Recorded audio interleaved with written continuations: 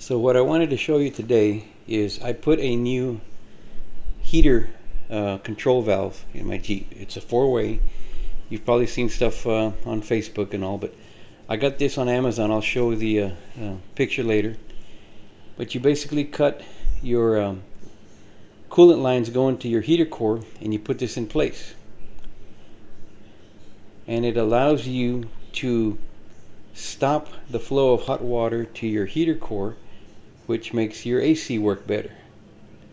So right there, it's in the closed position, which means water is just going to loop back. So right here I'm going to show you. When the valve is straight in line like that, it lets coolant circulate to your heater core. And when you close it, it recirculates back to the motor and keeps you from getting right there is where it recirculates, and then you open the valve, and now it's going to have flow through to the heater core for winter time.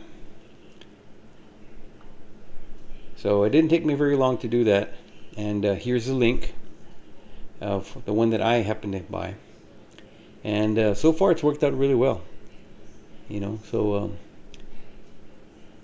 and then I got another video coming up, because what you see in the background is the beginning of my 30 by 60 dream shop.